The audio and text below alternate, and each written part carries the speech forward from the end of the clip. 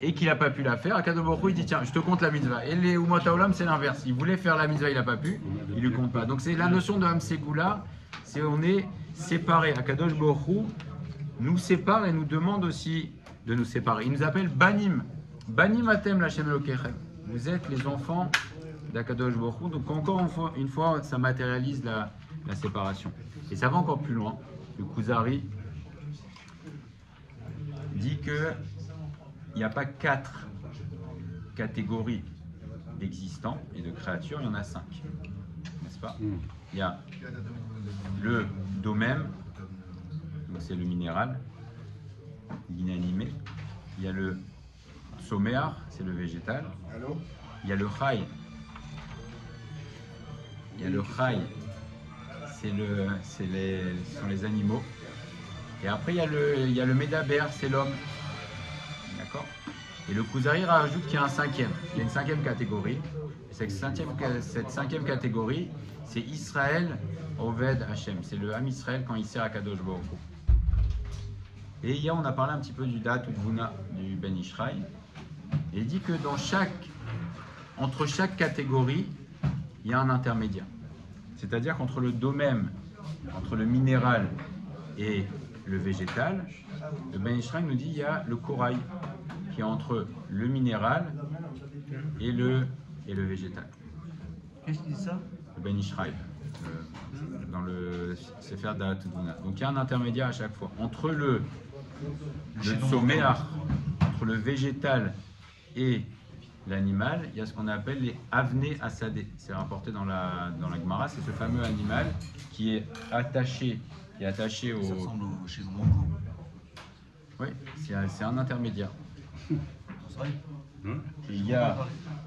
Alors oui, mais la différence c'est que c'est pas une évolution, c'est pas une théorie de l'évolution, c'est une créature qui existe. Et donc c'est avné asadé.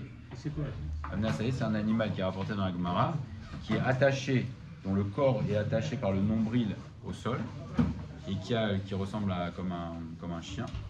Et cet animal-là, si on le coupe au niveau de son nombril, alors il meurt. Donc il est entre le tsoméar, entre le végétal et l'animal. Et après, entre l'animal et l'homme, c'est le singe. C'est la créature intermédiaire. Et on pourrait rajouter que c'est pas écrit dans le Da'at Tvuna, mais on pourrait le rajouter dans la même idée, puisque le Kuzari rajoute une cinquième catégorie. Le Ham Israël, c'est le lien entre l'homme, qui est la créature, l'homme, le médaber, et les Elyonim, et les mondes supérieurs. L'intermédiaire Comment? entre l'homme et le juif. Non, c'est pas entre l'homme et le juif, c'est entre l'homme et les mondes spirituels. Et c'est le Ham Israël qui fait la jonction, qui ferait la jonction entre l'homme et les mondes supérieurs. Et donc Akadosh Baruch Hu veut... Moi, ces catégories intermédiaires, elles servent à quoi? C'est une constatation. C'est qu'il n'y a pas de...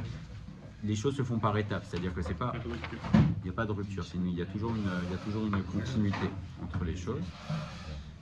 Et donc, à chaque fois, il y a des étapes, il y a une continuité. Il y a un lien entre chaque chose, toutes les choses sont liées. Donc, même si ce sont des catégories qui sont individualisées, mais il y a toujours une jonction. Et donc, Hachem souhaite qu'on se sépare des nations, et il nous dit, ne faites pas d'alliance avec eux. Dans la paracha de Mishpatim, Akadosh Baruch Hu dit, vous n'avez pas le droit de faire d'alliance.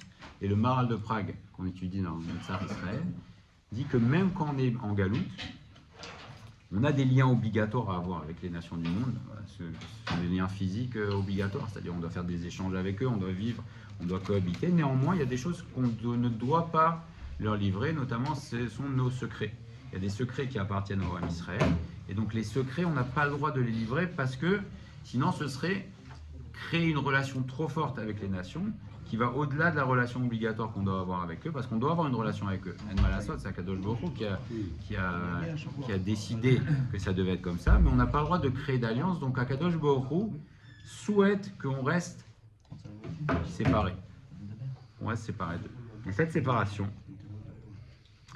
donc elle a commencé très tôt, oui. C'est pour ça que la Torah n'a pas été donnée de façon universelle, juste à un peuple. Oui. C'est juste pour ça, c'est pour qu'il y ait une séparation. Ça C'est une matérialise. conséquence. ça matérialise la séparation. Akadosh Baruch Hu voulait donner la Torah, ça va être le sujet qu'on va commencer cette semaine, Bezrat Hashem. Il voulait donner la Torah, mais il fallait le donner à un peuple qui soit adapté, et à un moment qui soit adapté. Et là, pour l'instant, on essaie de comprendre un petit peu les notions et comment on en est arrivé au Ham Israël. Donc la séparation a commencé très tôt. Avant même le Ham Israël, ça a commencé au moment de Avraham Avinu. Avraham à Ivri. Ivri, qu'est-ce que signifie le mot Ivri? Ivri, c'est séparé. Avraham à Ivri, c'est quand tu dis Over Vayavor, où on dit que Ad Yavor Amecha Hashem, jusqu'à ce que passe ton peuple. C'est la notion de séparation. Avraham Avinu, c'est séparé du reste du monde. Avraham à Ivri, c'est qu'il était séparé du reste du monde. On voit encore Yitzhak et Ishmaël. Il y a eu encore. On commence déjà à voir la séparation, mais ce n'est pas encore le Ham Israël, parce qu'à ce moment-là, on est encore au niveau d'individus et on est au niveau d'une famille. Mais on voit déjà qu'il y a cette séparation. Et après, il y a Yaakov et Esav. Là, il y a encore une séparation. Mais même au moment. Une question, parce que Oui. pourquoi on dit dans ces cas-là Eved Ivri? C'est séparé par contre de l'autre côté, c'est séparé de la Torah. Alors, c'est Ivri, c'est. Qu'est-ce qu'il Ouais, on dit, emploie le par qualificatif rapport à- d'Ivri pour Eved Ivri. C'est hier, Bruno qui disait que Ivri, c'est qu'il est resté, il n'a pas voulu, c'est Bruno qui a rapporté sur Fidouche, qu'il est resté à l'état de Ivri. Ivri, c'est-à-dire que initialement, ça peut avoir une connotation négative. Donc lui, en voulant rester Eved et en se vendant à une autre personne, en fait, il retourne à l'état initial qui était l'état d'avant le Ham Israël. Donc on l'appelle Eved Ivri pour dire que c'est un homme qui n'a pas passé le cap de devenir Israël. Donc on lui donne encore ce nom de Eved Ivri. Donc il y a eu cette séparation qui s'est faite. Et quand nous on ne fait pas la séparation, alors les nations du monde se chargent de faire cette séparation, non pas parce qu'elles ont décidé de la faire, c'est parce que Akadosh Baruch Hu décide qu'on doit rester séparé des nations du monde. Et on sait que là, on va commencer le mois de Hadar. Et le mois de Hadar, c'est le paroxysme de la séparation entre le Ham Israël et les nations, puisqu'il y a l'apparition de Haman Aracha. Haman Aracha. Et son grand argument à Haman, face à Achashverosh, il dit il y a un peuple qui est différent des autres peuples. Il a dit il y a 127 provinces, et ce peuple-là, il est différent, il n'a pas les mêmes mots. C'est rapporté dans ma série de Megillah, on dit que Haman, c'était le spécialiste du Lashon Hara. C'était le plus grand spécialiste du Lashon Hara. Donc quand il est venu vendre son projet à Achashverosh, il a dit regarde, ce peuple-là, il ne sert à rien. Il est tout le temps en fête. Un jour c'est Shabbat, un jour c'est truc, etc., etc. Et en plus, ils sont séparés. Ils font rien comme les autres. Ils sont complètement séparés. Ils te servent à rien. Et en plus, il est dispersé partout. Il est dispersé aux quatre coins du monde. Donc c'est même pas une force probante, ce peuple. Il sert à rien. Donc Haman est venu avec cette idée. Et c'est l'antisémitisme dans toutes les générations. C'est de dire, c'est quoi ce peuple-là? C'est un peuple qui sert à rien. Il est séparé. Et c'est une réalité. On est séparés, et Haman, il a eu des héritiers dans toutes les générations, c'est Amalek, et on sait que la Shoah, c'était, Imar Shemo, il dit même pas son nom, Imar Shemo, c'était lui-même se revendiquer de Haman. Et le Ham Israël est un homme très spécial, n'est-ce pas? Puisque dans la Parashat Hashavua, il est marqué Ve'asuli migdash ve'shachanti betocham. Akadosh Baruch Hu souhaite résider parmi nous.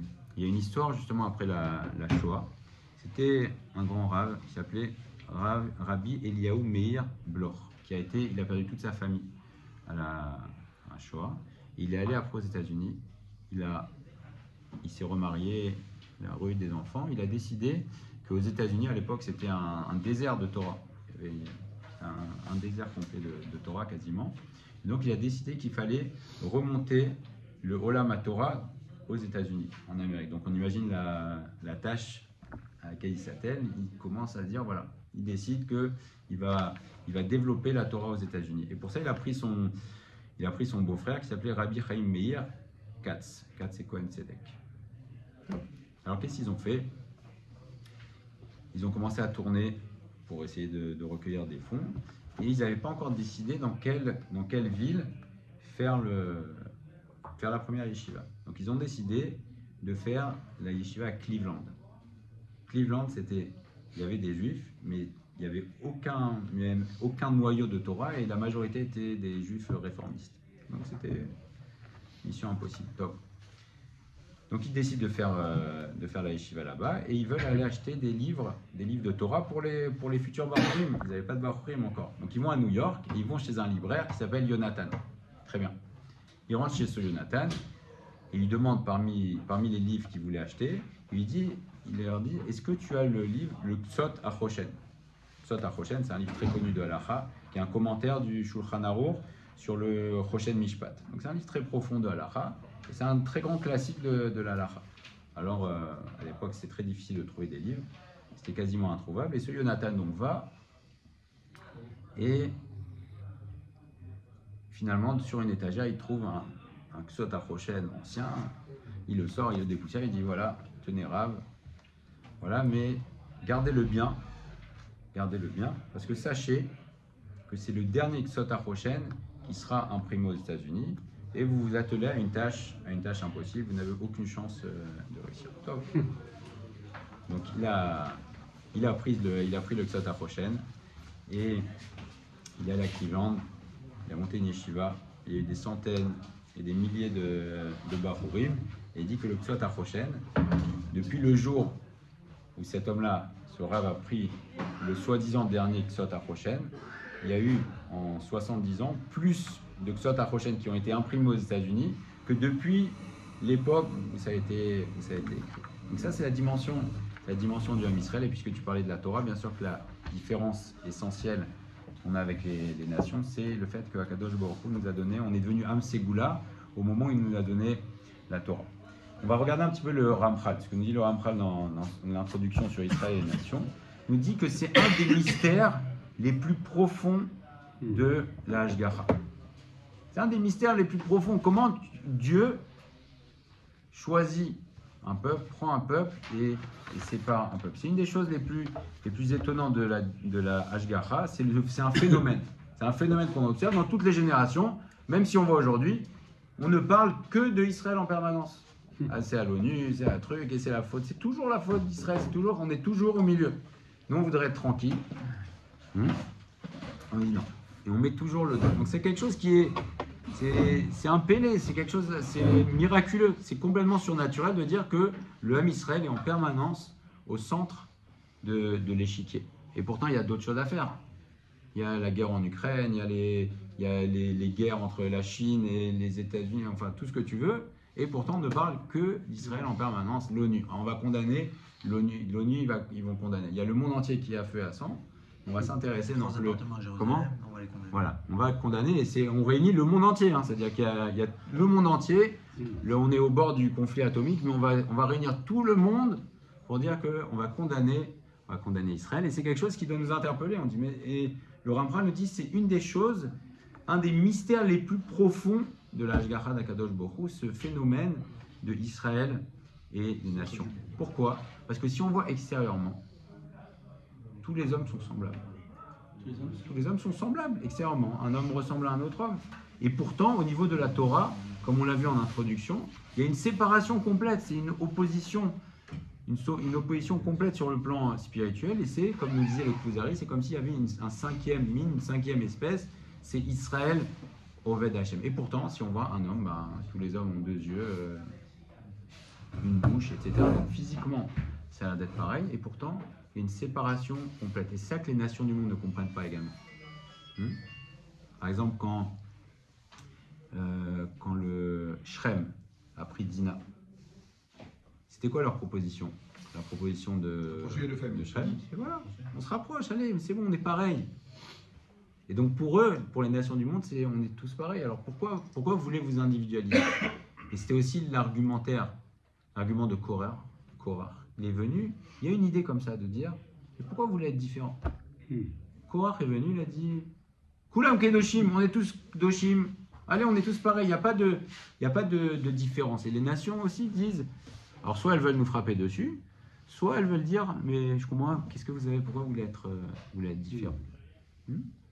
Et Béhémet, c'est il y a une différence fondamentale. Oui.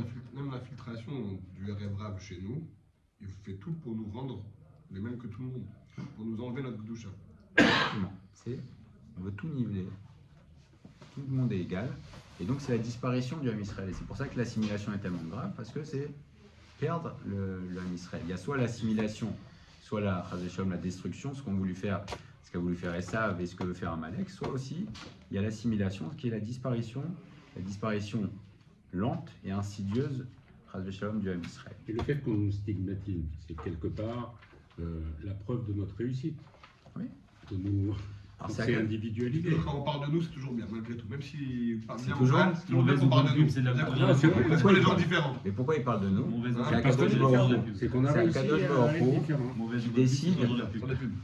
C'est Akadosh Baruch Hu qui décide que soit on va se distinguer par notre grandeur, soit on ne va pas se distinguer par notre grandeur, on va de toutes les manières nous frapper sur la tête, mais de toutes les manières on sera distingué.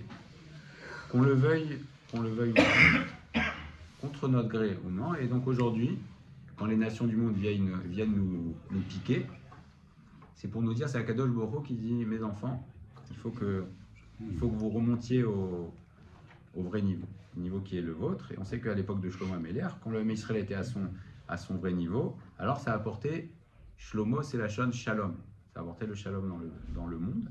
Et toutes les nations du monde convergeaient vers le Beth Amikdash, convergeaient vers Shlomo Améler et reconnaissaient sa grandeur, puisque Shlomo Améler avait des alliances avec le monde entier. Et donc il y avait cette séparation, mais c'était une séparation qui venait avec une reconnaissance.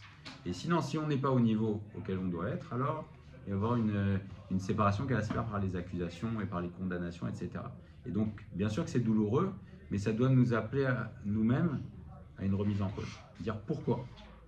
Parce que dans l'inconscient collectif, ils savent également, puisque le monde entier a assisté à Matan Torah, ils savent que le Ham Israël est le peuple qui a été choisi par Akadosh Baruch Hu. Et donc, quand on ne le fait pas dans l'inconscient collectif, les nations du monde, ils disent les copains, vous êtes Amsegoula.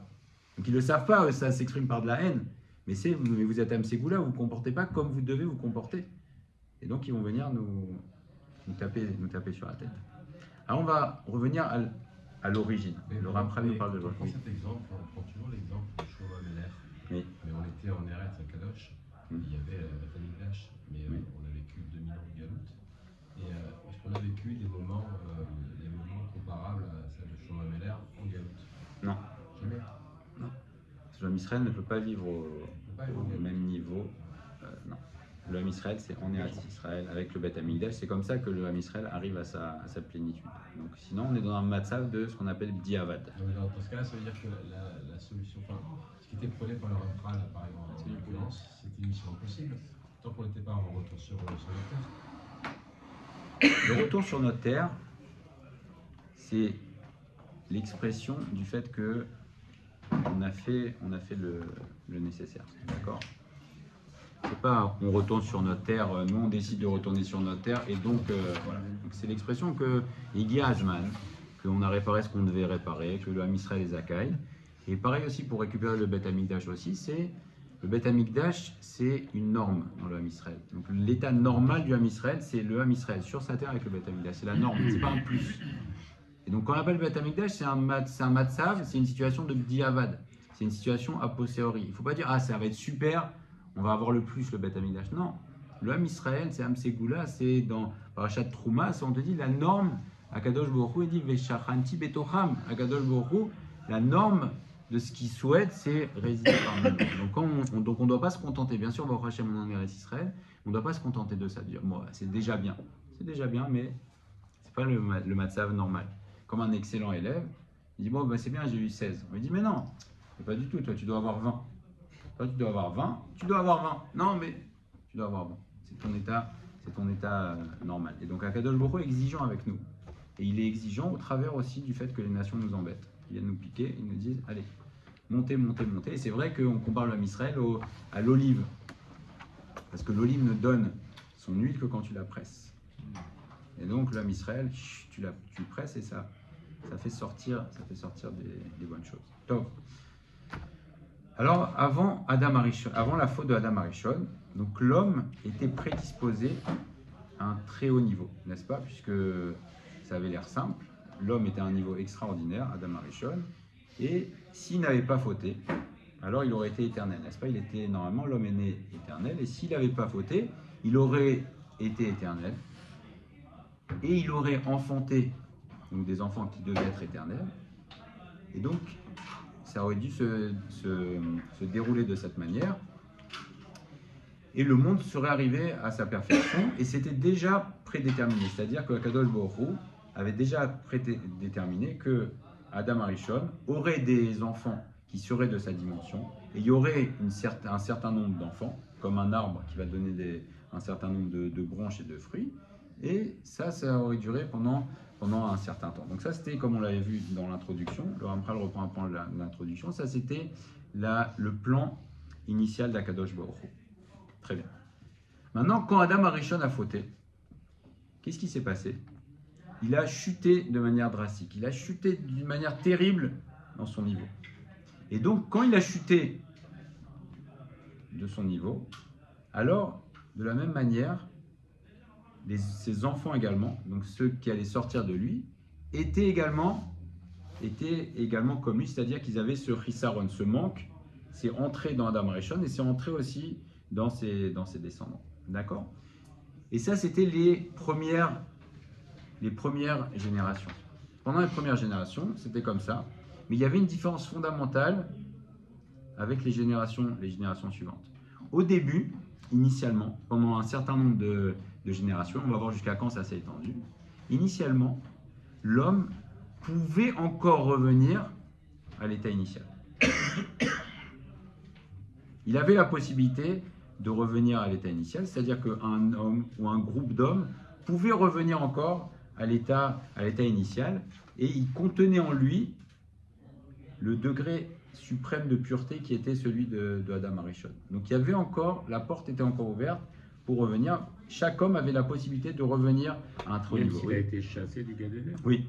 Même en dehors du Gan Eden, oui. Il y a la possibilité de... Oui, il y avait encore la possibilité de réacquérir la perfection. Comment? D'être l'homme parfait. Quoi. Voilà.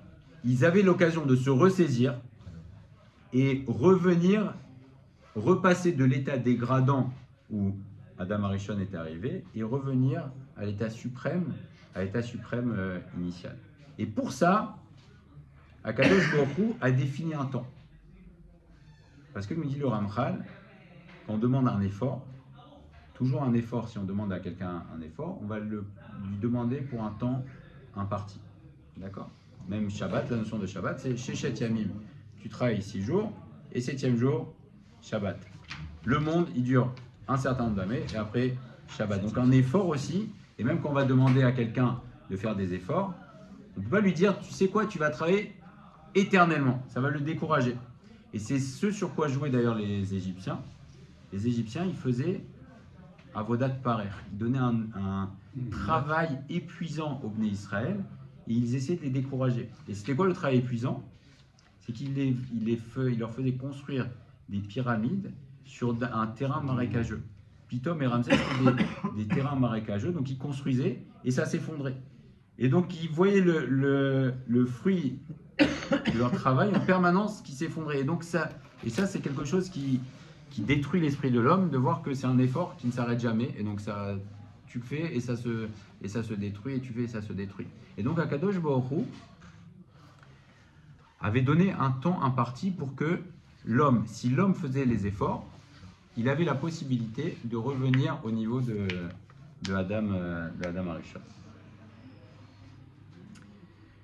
Et donc, si l'homme avait fait les efforts, c'était possible. Et il sépare en deux parties. Il y a les racines, c'est les premières générations, et il y a les branches. Et donc c'était ouvert. Jusqu'à quand c'était ouvert, cette possibilité de revenir? Ça pouvait être soit un homme, soit un groupe d'hommes qui pouvaient revenir, soit l'humanité tout entière pouvait revenir au niveau de Adam Arishon. Jusqu'à quand existait cette possibilité? Ça existait, comment? Jusqu'à l'époque de la tour de Babel. La tour de Babel, c'est l'époque de Nimrod et c'est les contemporains de Avraham Avinu, n'est-ce pas? Puisque quand Avraham Avinu avait 48 ans quand il y a eu la tour de Babel. Donc c'était à ce moment-là à ce moment-là qu'il y a eu le switch, qu'il y a eu la première période où il y avait la possibilité de revenir à l'état initial, c'est terminé. Et pendant toute cette période-là, il y a toujours eu des tzadikim. Il y avait Hanor, par exemple, on sait qu'il est monté vivant au ciel. Mathusalem, Methuselah, c'était un tzadik. Il y avait Shem, Ever. Et quand le mauvais comportement de l'homme a monté, comme à l'époque de la tour de Babel, quel était le projet de la tour de Babel? C'est unir l'humanité pour aller faire la guerre à Akadosh Baruch Hu. C'est-à-dire qu'Akadosh Baruch Hu donne la possibilité de dire, voilà, je vous laisse encore la possibilité de remonter à l'état suprême. Et que fait l'humanité? L'humanité vient et veut faire la tour de Babel. Et donc Akadosh Baruch Hu a dit, si c'est comme ça, on arrête le temps de l'effort et la possibilité de revenir à l'état initial. Alors là, Akadosh Baruch Hu a fermé les portes. Et donc il a dit, ça y est, Adkan, maintenant il n'y a plus la possibilité pour que le monde entier revienne à son niveau initial. Et donc, à ce moment-là, Akadosh Baruch Hu a trouvé une personne. Il y avait un seul homme. Qui était cet homme-là? C'est Abraham Avinu. Donc à ce moment-là, il y a eu un homme, en l'occurrence Abraham Avinu, qui a fait le travail et qui, lui, est revenu à l'état initial de Adam Arishon. Donc lui, il y a eu un homme, effectivement. Toute l'humanité, on imagine la difficulté à ce moment-là, toute l'humanité est vers le bas. Et il y a un homme qui relève le défi, c'est Abraham Avinu.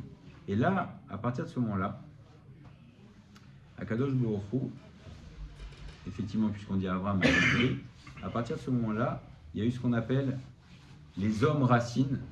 Alors, ce n'est pas le Avnei Sadeh dont on parlait, c'est les hommes racines, c'est-à-dire qu'ils pouvaient, jusqu'à Abraham Avinu, y avoir encore des hommes racines, c'est-à-dire qui allaient créer un groupe d'hommes parfaits qui remontaient donc, au niveau de Adam Arishon avant la faute. Et à ce moment-là, Akadosh Baruch Hu, à partir du moment où il y a eu le premier choix de Abraham Avinu, alors à ce moment-là, Akadosh Baruch Hu a fermé l'époque des hommes, ce qu'on appelle traduit par les hommes racines, qui pouvaient faire comme un arbre et donner une société d'hommes parfaits. Et aujourd'hui, à partir de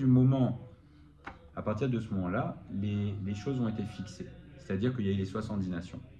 Et les 70 nations sont contraintes à leur niveau. C'est-à-dire que les nations du monde, à partir de ce moment-là, ne peuvent plus changer fondamentalement. Et c'est la différence, la grande différence entre un juif et un non-juif, c'est que le juif, même sur le plan individuel, n'est pas contraint à sa nature. Il n'est pas contraint par sa nature. Il peut changer.